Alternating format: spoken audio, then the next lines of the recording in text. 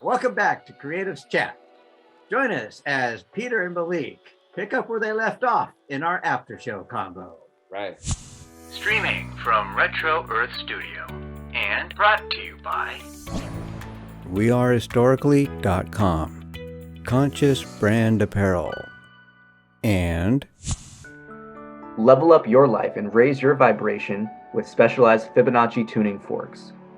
Get your vibrational sound tools for your personal enhancement at energybodytuners.com.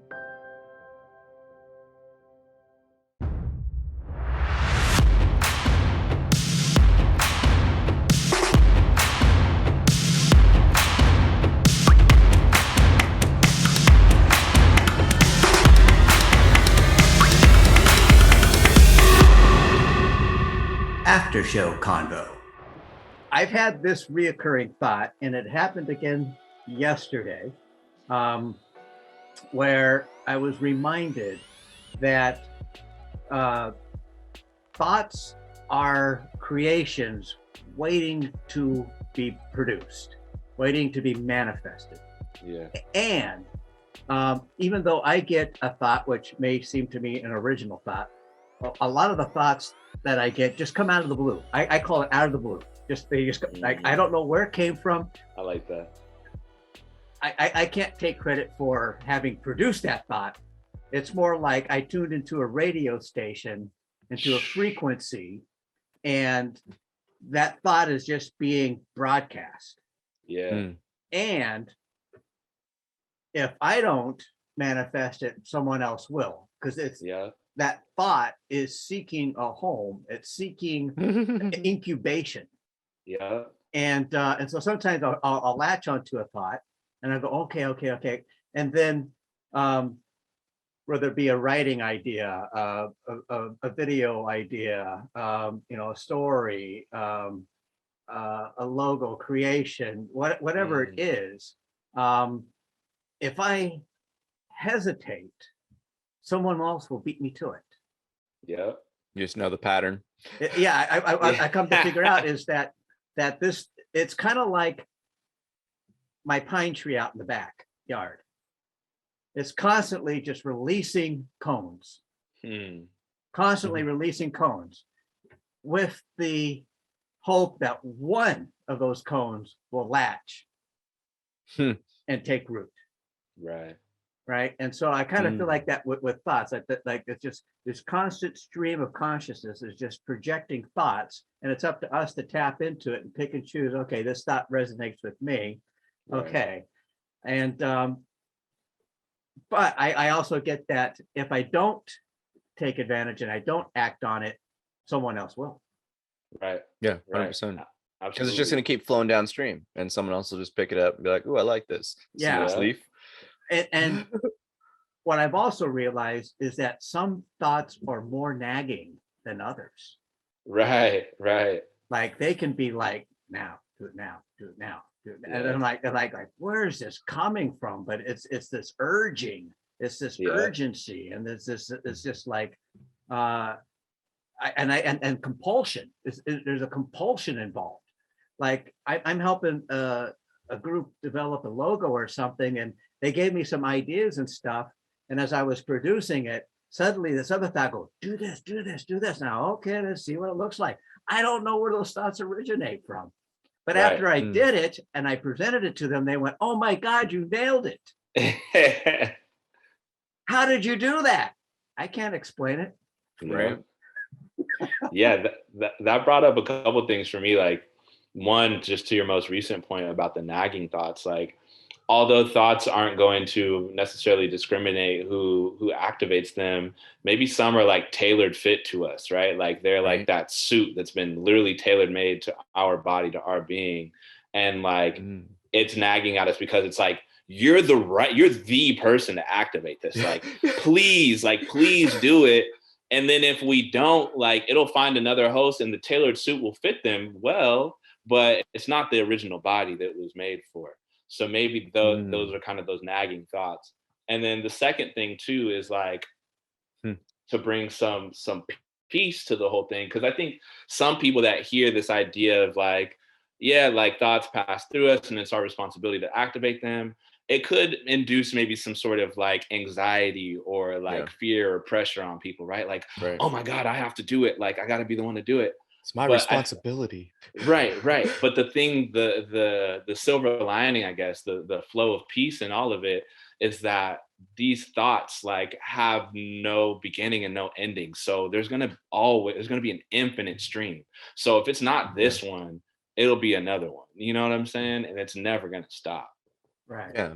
And you only act on the ones that really you're ready to resonate and carry out. I mean, I think that's the thing that's always interesting when you think about the divine timing of things, and when you only have certain opportunities enter your experience, when I almost feel like certain checkpoints are like, or check boxes are kind of like checked off in terms of your own beingness and your own recognitions. Like you realize quickly, like life was like, you weren't ready for it yet, child, but now you are. And then you're like, okay, you know, see this opportunity as something I get to do. And it's just like, oh, let's get it. Like, yeah, absolutely. I feel the same way about my trajectory through music. Like, I feel like all this is happening right now because I'm ready for it. Like I'm preparing for it. I'm getting ready for it, for that place of like being a world-renowned musician and having that responsibility.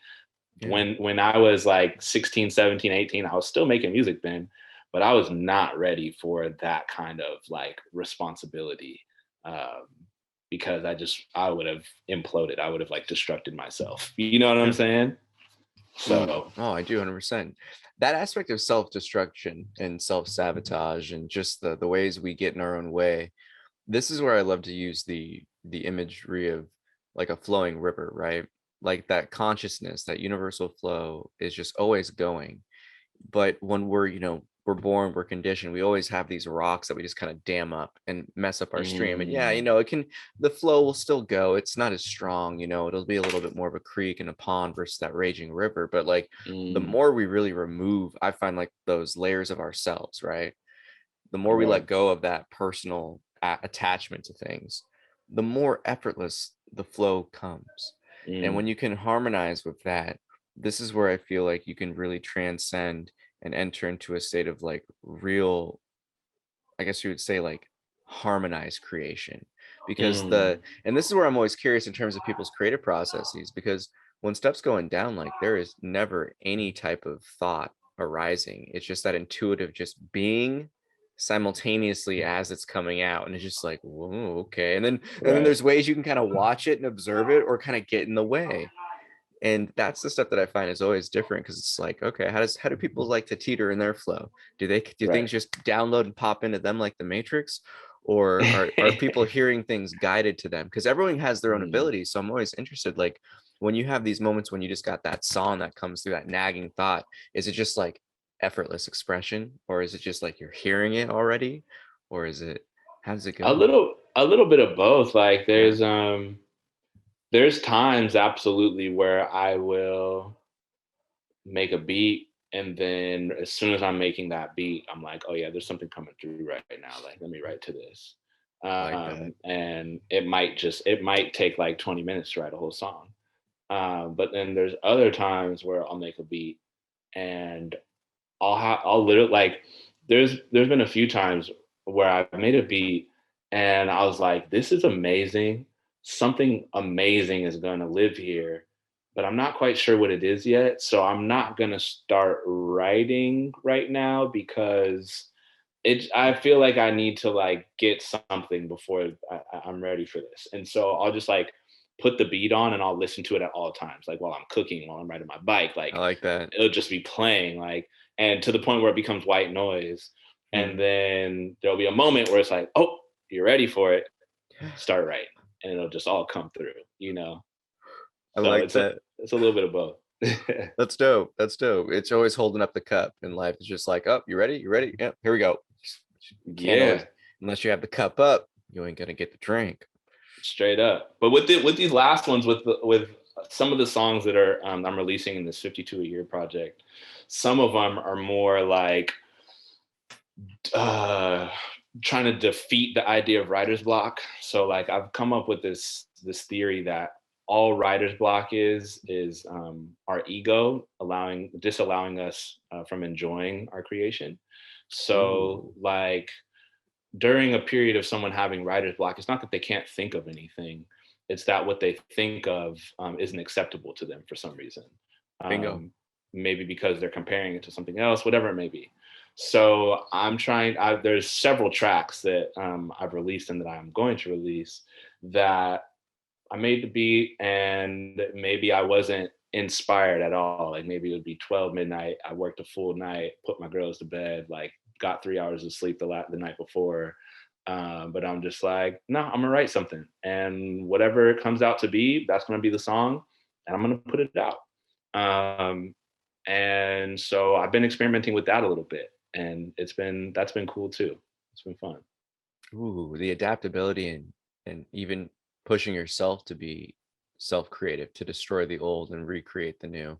Again, Yeah. it's just like it's another art form. It's a practice. It's a tool. I know personally, one of the things for myself was, I've always been, you know, pretty decent at writing. If I'm sitting down and give myself the time just to like be in that eternal now and just let it go. But in terms of freestyles, I would always get myself caught up. So it's like same thing with yourself. I was just listening to beats in the car going to and from clients. And I was just like, well, I'm in the flow and conversation. I do it with art and drawing and reading and like all these different things. But why not freestyle? Well, I guess I have to kind of chisel out that path and just let the flow go through. So it's like fun, like the more time you allow yourself to even practice that flow and redirect that heart space, that's where you can really start to emulate that effortlessness of like meditation into everything you do. Yeah, absolutely. Yeah. And I love that example of freestyling. Like I work with students. I teach youth how to write songs and how to make beats as a way to just be able to express themselves and tap into their own infiniteness, right? For music. And freestyling is always a thing that my students get so like caught up on. And so that's always my favorite section of teaching, because for that reason of like, I get to remind them that there is no good or bad in freestyling. Like it's just literally flowing. So it can rhyme, it can not rhyme, it can make sense, it can not make sense. But just getting in that practice of releasing and allowing to whatever is going to be will be is the power of being in that freestyle flow. That right there, just a lot. There's no right and wrong. Just do you. Like I feel like that's always such a pressure in life, is we assume and judge ourselves so much that we don't even allow ourselves to find our own flow or rhythm. And that's something right there that's always fascinating. Everyone's always trying to emulate someone else, but it's like, no, like what goes with your heart and your bounce? Like what's your natural bob when you hear the beat? Like straight up, bro, straight up. I mean, I've been in moments where I've like been doing completely the opposite of what everyone else is doing, but somehow what I'm doing becomes now what everybody else is doing. Like, because it shifts to me. You know what I'm saying? It's like it's cool how that works sometimes. I think confidence plays a big role in that too. You do whatever you want to do, but if you do it confidently, someone's gonna think it's cool, I mean, yeah, again, like 8 billion people. And I feel that you hit the nail on the head in terms of the writer's block really just being the ego's dissatisfaction in what we're trying to create and judgment of it. And I find that it's such an ingrained issue, is the assumptions we make and just create our own suffering by trying to be something that we're not, and really coming back into that power of self-authority, self-governance, self-sovereignty, and really self-love, self-respect, like bringing the gift that you are to this world to the forefront. Right. And again, I gotta say, man, like just in terms of your journey and the music that you're creating, like the message comes through. And I just gotta say thanks for doing that type of like actual intentional based creation, because as you just said, like some people will emulate like what the sound isn't what you're kind of putting out there. And I feel like, again, this is the new wave that's coming through that is just, this is where music is heading. It's no more based in separation and just trying to flex on people. It's all about trying to like uplift and get people thinking, because I feel people are more engaged nowadays. And that's the dope stuff, where it's just like this introspective kind of like avenue of like, hey, almost like self-help hip hop. Like even just listening to it, you're just like, oh, I just took like 5 nuggets of wisdom from that track. Like, oh, I can apply that right now. Like, it's crazy to see the development of it, because we're entering uncharted territory. Like, we're creating the sound, we're riding the ship. So that's the stuff where it's like, dude, I can't even wait to see more of like the 52 a year, because as, I mean, again, like what, just we're what, in February, like right now where we're at, Yeah. like, yo, that's gonna be crazy just to see how that progresses throughout a year. Like, Man, I was just talking to my wife about that. It was just like, oh yeah, I just released week 8 and we got how many, 42 more to go, however many more to go. Like, oh my gosh, like this is gonna be wild. So yeah. But think about Thank you the for inventory you're going to have.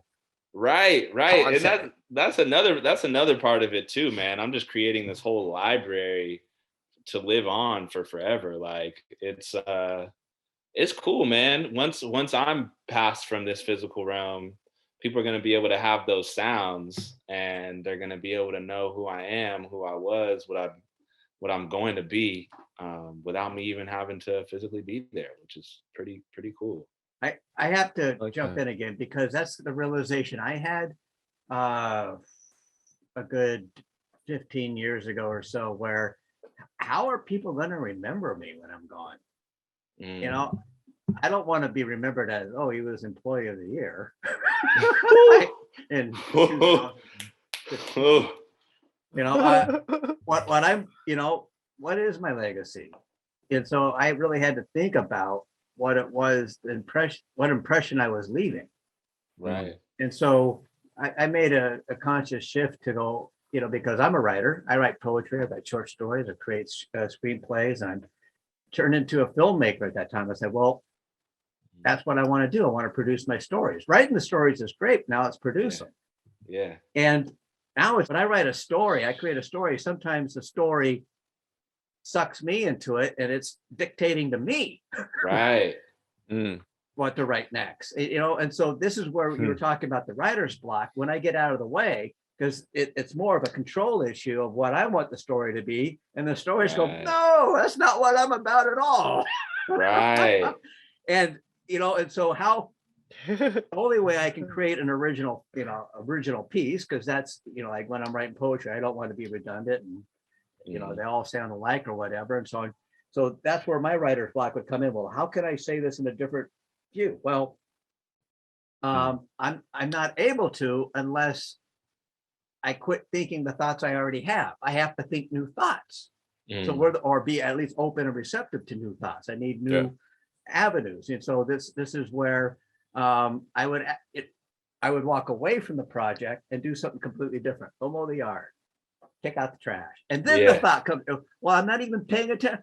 Oh, I could do this. Like, what if, when I'm not paying attention, boom, and that's where I believe that thought is a living energy. Like it's a consciousness. Yeah.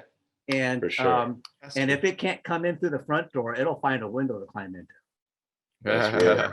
I like that. Man, you hit on something huge too, though. Like the idea of sometimes you have to take a pause from your art or your creative expression, go live life, go do stuff, and maybe that'll bring that spark to you.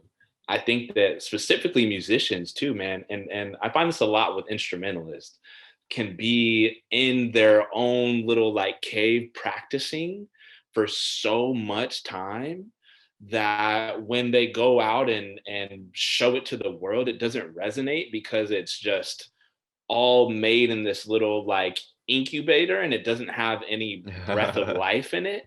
You know what I'm saying? And like sometimes we do need to step away and just go do some normal people shit and come back and let that inform our work, Normal people shit. I like that. Well, it's the disconnect. And it comes back to that natural aspect of, the subtleties of life that always present these like super deep, really grand lessons. And it's contraction, relaxation. Like you can't be living life all in that tension of always doing unless you're allowing yourself to be for a little bit and allow that flow to take a breath. I mean, it's the creative breath, right? Allowing yourself to pause, to distance yourself, to get a fresh look, a fresh gaze at it. Yeah. I did have one other point, is that these projects, whether they're music, writing, creative works, or whatever it is, the show, become our children. And listening in part one about how you raise your children and how, and your, I would say, perspective that these, we're going to let them flourish on their own. They're not here to be manipulated and controlled. They're here to express themselves fully. Right. And I believe that same mentality when applied to your musical I mean, I could see that same mentality being applied to your musical projects. Yeah, Like, that's it. okay, this is Yeah. but you know, it's time to let that child go. That child has experienced life on its own. And so Right. this is where I wanted to just swing back. Now I'm going to swing back and say, I applaud you in your effort to do the 50, because it's a major commitment. First of all, a song a week. I mean, yeah, I mean, that's, I don't want to say it's a grind, because if you love what you do, you know, then it's not. It's a play. Yeah. And it takes a lot of courage. I just want to applaud your courage just to be able to go, okay, I'm letting it go. You know, okay, this is, you know, that's, I don't think until you're an artist, how much courage it takes to go, okay, I'm hitting send. I'm hitting Right. upload.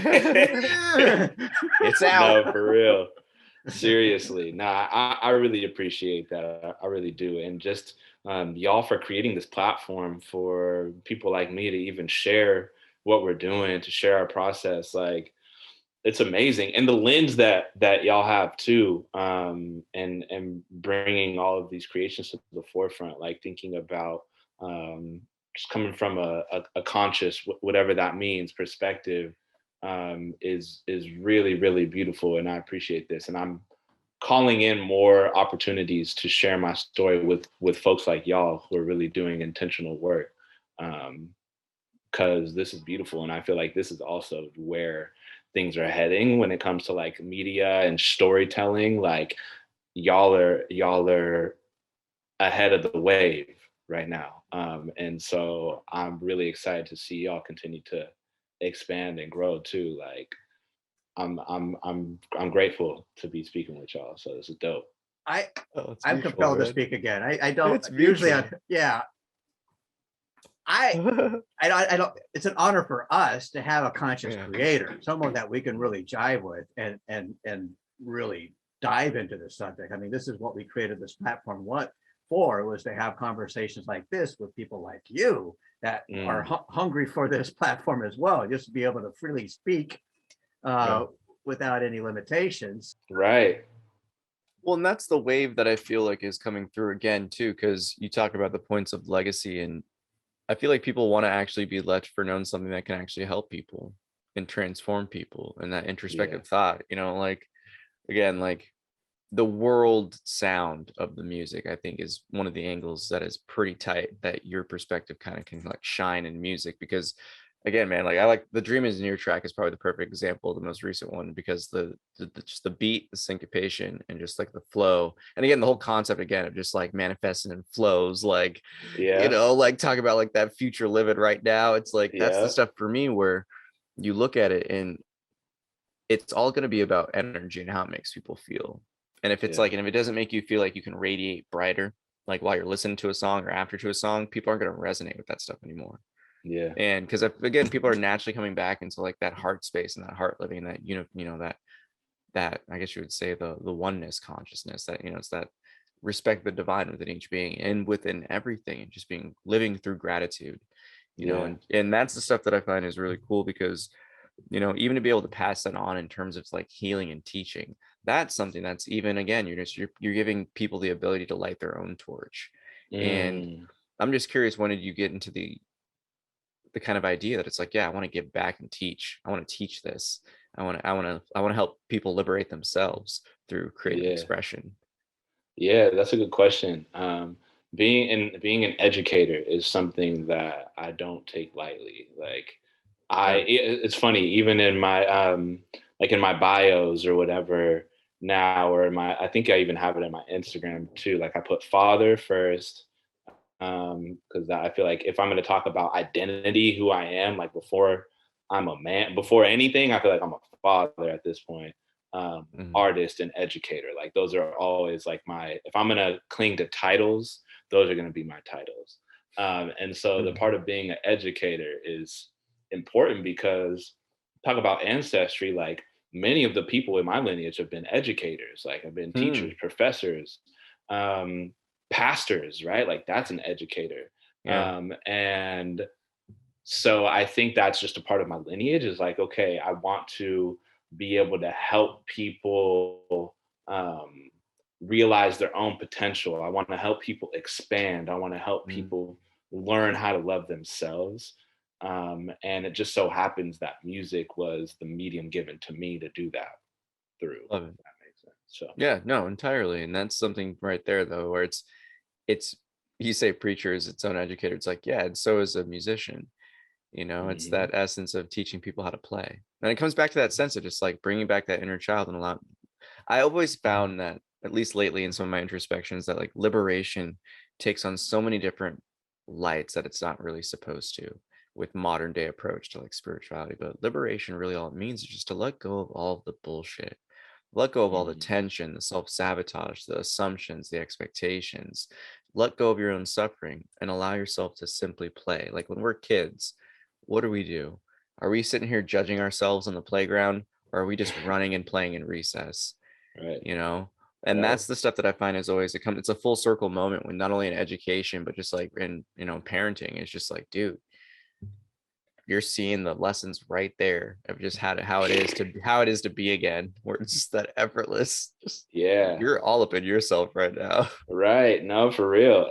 That it's funny you mentioned that too, like being able to see that happen in real time. Like I've been observing that little children, when they're playing and something happens that they don't like, they may. So a few things happen. Either they'll like cry about it, right, and they'll get upset about it. But I see that that's really short lived. So they'll cry about it maybe for like 20 seconds, and then they'll go on about their playing as if like it never happened. Like it literally feels like it's just erased from their memory, like the way that they bounce back. Or two, I see some kids when something happens they don't like, will pause and will kind of like almost process it and then keep playing. But the end result is that very quickly they get over it and continue to play as if it never happened, which is really interesting. And I'm like, oh, like if we all started off as that, like, can't we return to that? Like, I don't know. Yeah. But also too, one thing I'm thinking about, and this is kind of not maybe related, not related. One thing that I think can be somewhat maybe hurtful or problematic in some of the things that I've been saying. I think some people might be able to interpret what I'm saying as like that suffering isn't real, or that I don't acknowledge suffering and pain and these things that come with the human experience. I definitely want to acknowledge the pain and suffering that people may feel, and that I even feel in my life at times too. And I know that is very real, and it's not something that maybe you can just magically wash away with maybe one thought or something like that, or practice so easily. So I do want to hold space for that and note that like, yeah, like people are going through real shit right now, like there's like pain is a part of this experience. And I don't know why we feel pain, and I don't know why we suffer, but I know that we do. And so like I also want to hold space for that as well, just to acknowledge that, because I think sometimes I can easily like bypass that, and I don't want to be that person that doesn't acknowledge that frequency as well, because it happens, No, 100%. And that's always an interesting thing, because people always perceive that kind of when you are like a love-based being, you're all about that positivity, that kind of seeing the divine timing of things, living in gratitude. It can seem super cliche, and it can seem like super cold to the fact that there are realities that suck. But I think one thing that always gets me is, we're the perceivers of our reality. We create our experience, and if we're not willing to entertain, how can we turn this pain into a power? If we're not going to entertain the fact that like, I don't need to give this suffering and this quote unquote mishap, I don't need to give this experience, authority over my well-being. It's like when we can overcome that, then we can enter into this realm of really just kind of dancing your dance and just kind of moving with the chaos. Because again, like you said it perfectly, like, like life is, you're always on that kind of EKG, that roller coaster, that ebb and flow. Yeah. Realization and like self-mastery is just realizing that that's what's going on. Right. And no longer being like, right. Like just like, oh, this is the ride. Okay, we're coming down. Let's get ready. Like, yeah. No, that's yourself. I feel like that's real wisdom right there. Like being in a place of peace isn't necessarily expecting bad things to not happen, but it's to be able to accept them and to know that that's part of this life. That's really coming into a place of peace within ourselves and being able to bounce back maybe quicker than we used to. Yeah, and it mitigates how intense those peaks are, and then it really just That's the word I was looking for, mitigating. Yeah. I was gonna say that, like, we can learn from children how to mitigate suffering. 100%. I mean, because it's not that they also get over it. They don't hold resentments. It's not like a week later going, we're not playing this game because you always cheat. Right. I'm just saying those are few and far between. They usually just like, look, our intention is to play. Yeah. Yeah. So like, are we you're doing playing that or not? Right. I've seen so many of those moments literally happen. Like, dude, you're cheating. That's not part of the playing. Like, are we playing? What's happening? Like, let's play. Yeah. Like, that's funny. Yeah. And I've also gotten in trouble or got some heat from this statement, but I still believe it to be truth, even though it may be kind of a bitter truth to swallow, is that sorrow is inevitable, but suffering is optional. Yeah. Yeah. And that and so like I said, I've gotten a lot of flack for saying that before. I'm not minimizing suffering. Peter mentioned, like, but if you keep injecting positivity into it, like, okay, it's going to get better. I like you said, it's ephemeral. It'll pass. Right. Yeah. And I'm not saying, again, I'm not minimizing suffering. I'm not discounting suffering. I get it. Suffering happens, but we don't have to get stuck in the suffering. Yeah. Right.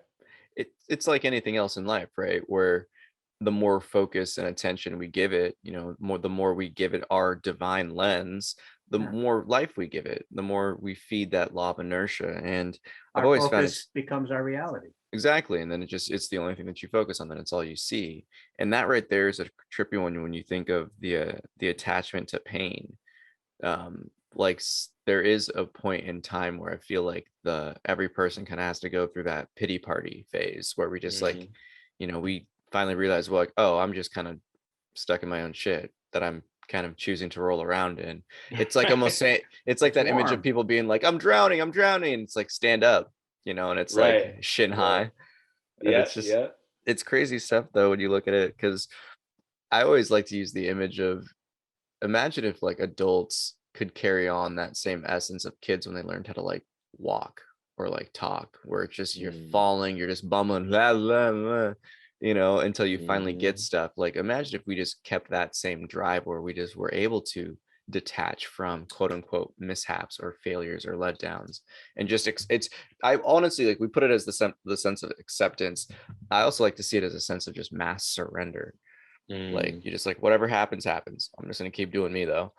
Right. I'm not gonna judge myself based on it. And that's the liberation of kids. So I'm curious, in terms of your own education experience, how's that been, just in terms of, life? Like educating is an interesting work. Yeah. Oh my God, bro. It's gone through so many different just like iterations. Like I've like been a teacher at like a middle school. I've been a substitute teacher at a high school. I've taught, and I still do teach in my own way. I've been someone who goes into schools and does like workshops with kids. Like I've been on, I've been an educator in many senses of the word. And I've learned that like, I need to create my own school. So part of my wife and I's mission is like, we're going to create our own school, our own educational institution. Love it. That's just kind of part of what's happening. Because there's just so much like politics and just like in being in a traditional school or in a private school or any school really in the US and the way that it's set up. There's so much extra BS that doesn't really have anything to do with giving youth the best chance at learning who they are and how to express themselves. Empowering their experience. Right. And so I think that's why it's been important for me to kind of take that into my own hands and create my own curriculums and use music again as like a teaching tool. that will be able to live beyond my physical presence. Yeah. So yeah. Yeah, I find a Ooh, I school love that it. it impresses upon self-expression versus conformity. Oh, Mhm. right. Just that fundamental pivot would be just wild, amazing. Can you imagine that?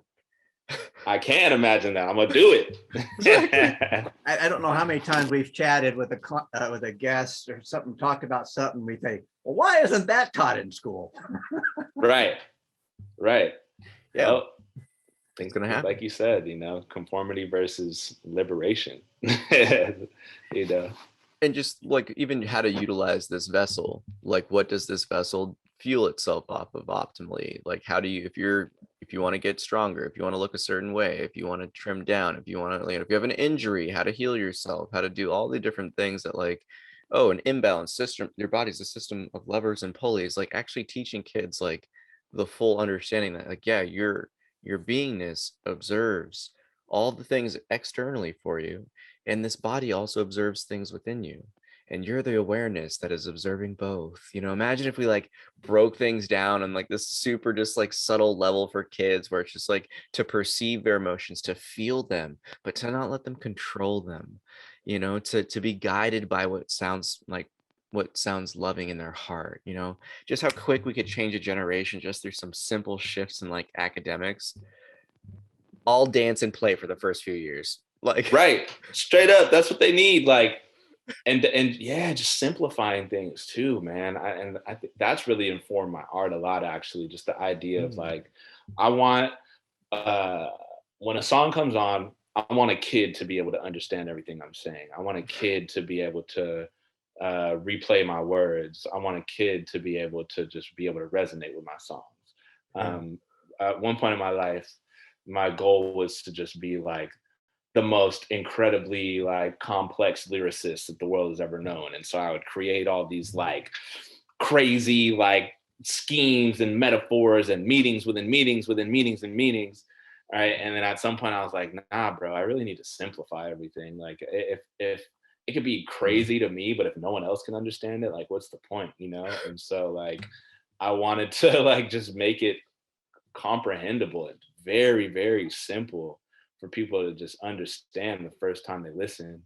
But that doesn't mean that like, I mean, don't get me wrong, like I'm still a lyricist. And so I still put Exactly. all kinds of clever things in my songs that like you'll listen to it 30 times and you'll get something new every time. Yeah. True But poetry. yeah, right. But I want the message to be extremely simple. Yeah. Yeah, I understand that, protecting the integrity of the message and not dumbing it down, Right. and not burying it with esoteric psychobabble. Yes, exactly. That's a beautiful way to put it. That's hella funny. Right. It's dope when you see the transition though. It's cool to see the music evolving, and I'm very curious just in terms of the direction that this year-long journey of music creation will take you, because how have you found it already? I mean, you already talked about it loosely in the sense of, just sitting down and writing, but even in like the beat making process, how is just like that? Yeah. It's like the ritual of sitting down, getting some produced, just like how's it go? Dude, it's so fun, bro. Like it's literally like I just get lost in this whole world every time I do it. And like Love it. I feel myself evolving every time I make a beat. Like I get better and better, deeper and deeper. And like, yeah, it's this process of just allowing too. Like I so I my end like my not my end goal, but a goal of mine at some point in my life is to get really proficient at many different instruments and to be able Yeah. to kind of make all my stuff like instrumental based rather than like so digitally produced, if that makes sense. Yeah.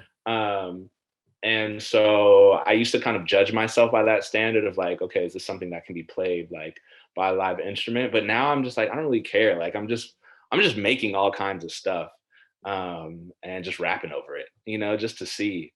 And just having like a playful, kind of more of a playful approach to my creation at this point, and not trying to think about shit too much, Oh, dude, for sure. And the play comes out Man, I think that's just the thing that's even cooler. And it's on that road to like, what is it? They say like is it 10,000 hours to mastery?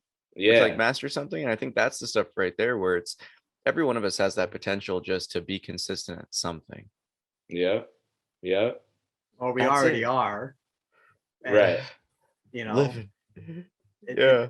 so I say that's a really good point. Like, where is all your time going, and what are you good at, and is it really Ooh. what you want to be good at?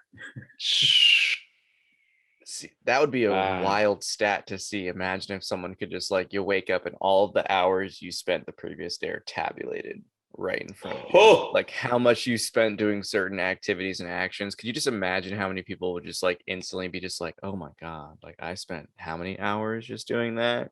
But Right. how much of it would be like, I guess you would say rationed or portioned out for like something that's self-serving, self-loving.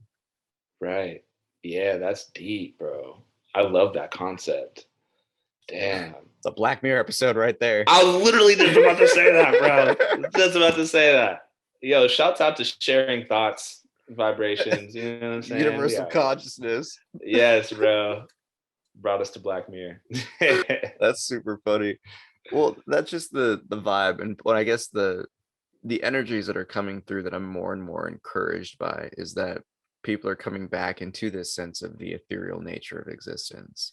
That Yeah. people's abilities are kind of tapping in even more. And honestly, like I feel these past like few months specifically, like there's been some type of activation where everything is just kind of again, we're entering like time getting compressed. I feel like especially these past like 2-3 years, like time has just been going through these wild periods where it's mostly condensed versus relaxed, but Yeah. there's just so much that happens in such little time. And then you're like, oh my gosh, it's already a month. Like, Right. wait, it feels like it's been like a year. What's going on? Like, I'm Right. just leveling up and so many opportunities for people to really tap into like their true power. It's like Yeah. right now, explore, like just do something a little bit each day and just like tap into what makes your heart smile. Like, Yeah. No, that's it. That's it, man. If we all just took 10-20 minutes out of every day to just do something that makes us feel amazing, like I wonder where we would all be, 10 to 15 minutes. I mean, even exercise, like meditation, all these different things. It's Yeah. just an opportunity to disconnect and disengage from the rat race that gets you caught up in those like egoic cycles, I feel. Yeah. Bring you back to your center. Yeah. There was something before this current iteration of society. People were living, people were thriving, people were sharing.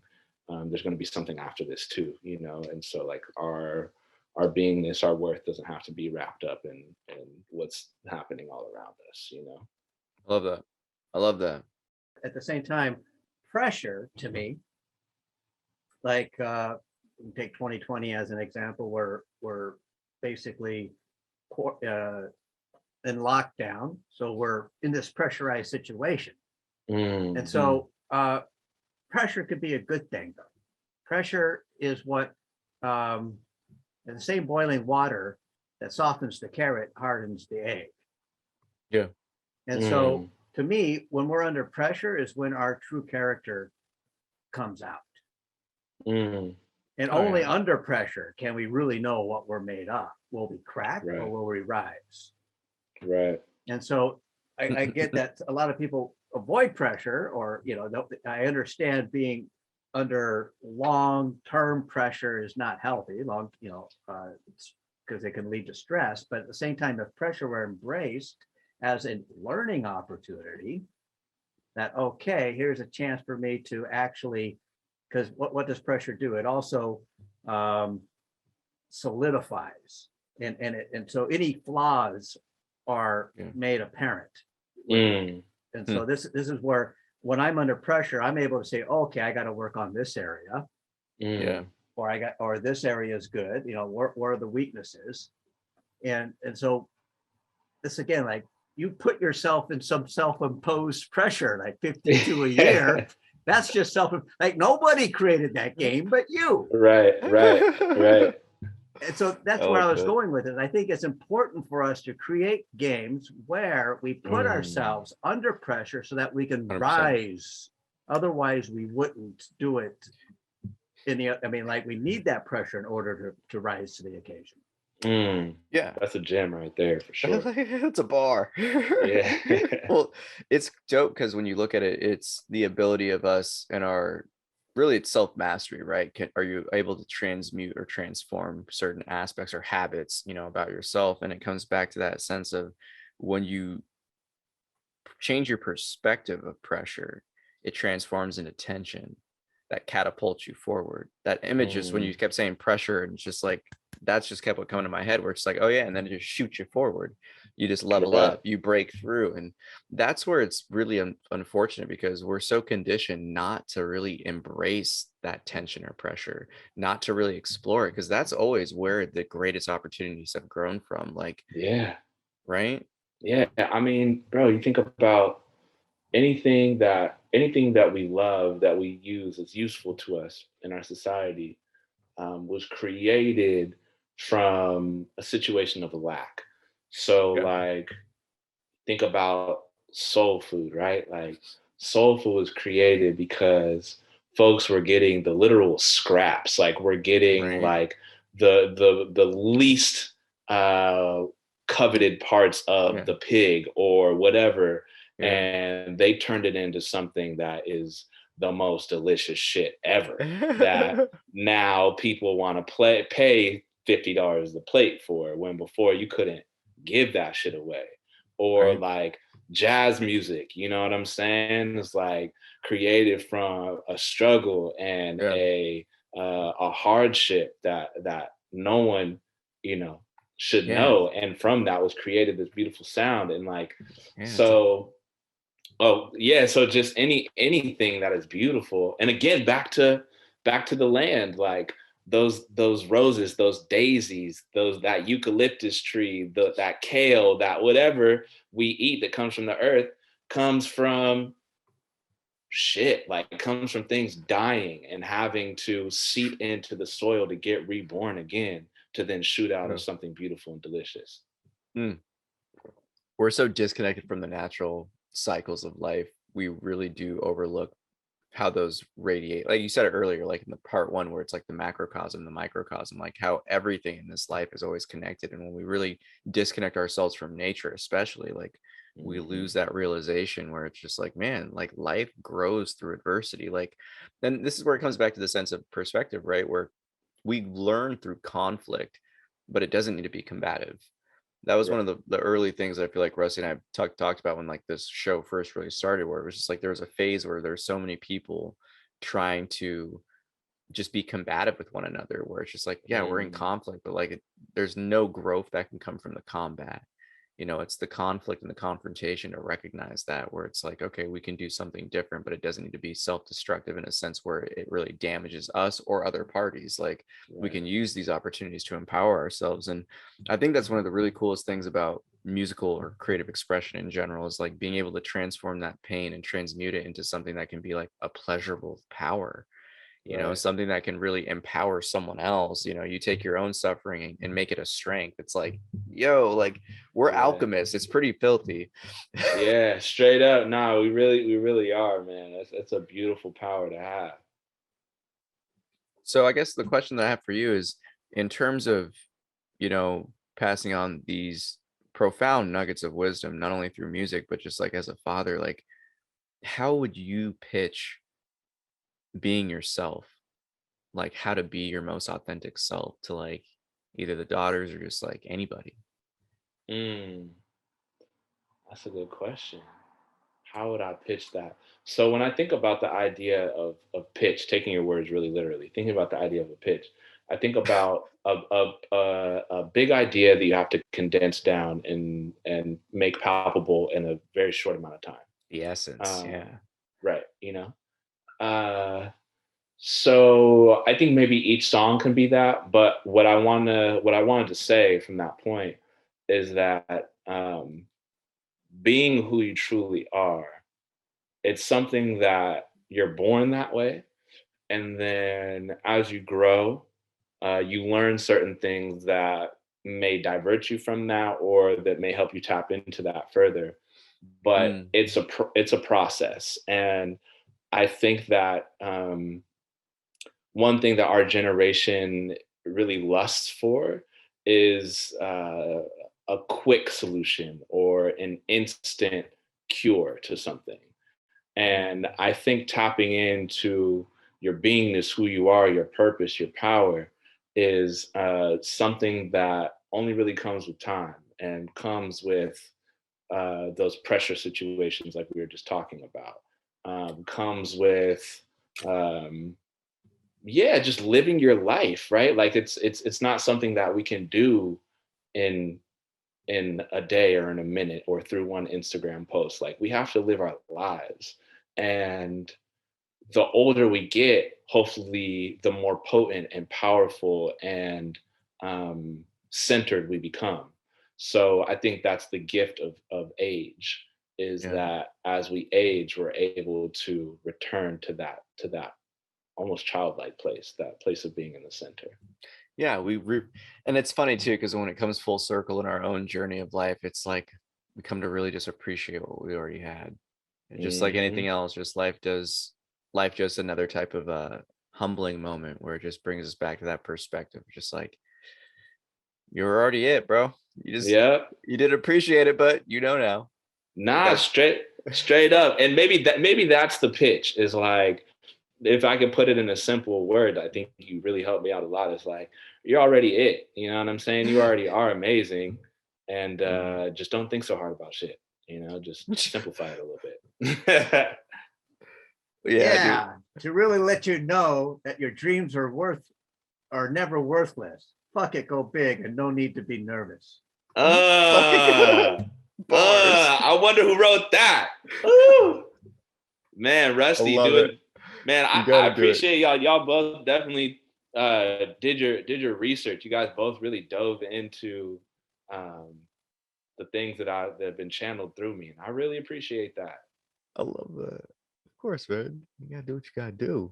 Yeah, I appreciate that. That's love, man. Well, yo, I feel like we might need to do like a part 2 and 3 and 4 and 5 and 6. I feel like we just need to like continually be tapping in with one another. Like, oh, dude, always down. I feel like, like I just feel like there's so much here. I want to real quick acknowledge my wife has been making the time for this to even take place right now. She put my babies to sleep, and I think she's with one of my babies that just woke up.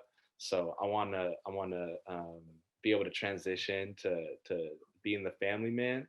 Oh yeah, but of course, bro. I want to hold up my wife though for holding up this space for us to be able to talk. Thank and you, Shira. Just also, shouts out to Shira. And like also just I feel like we just need to have more of these conversations, because like we can just go. I agree. Always welcome. Heck yeah. We're just getting started. Literally, I know, like, and I feel it. I'm like, oh yeah, this is just like a seed that was planted today. Like there's gonna be more. Yeah, the first ones are always like a little honeymoon, because it's just like get artists to like get the audience to know the artist a little bit more, and then like as you start to really dive deep into like the perspective of like how you approach music and life, it's just the things start to take its own thing. It takes its own life form. And so I just gotta say again, yo, Malik, thank you so much. And I already know that we love y'all too. And it's great, man. It's great to be a part of this journey with you. And thanks again for coming on the show. And just one little shout out for the listeners. Is there anything you'd like to part with for this epic after show convo? Man, this truly has been an epic after show convo. Man, y'all are amazing. Straight up, like y'all are amazing. Feelings mutual. Yeah, like I'm grateful for y'all, for all of the listeners, viewers, experiencers. Like, just continue to tap in, man. Continue to get these gems and these gifts from these brothers that are bringing y'all something really special. And tap in with me if you want to. If you don't want to, you're gonna hear me at some point, so you're gonna have to.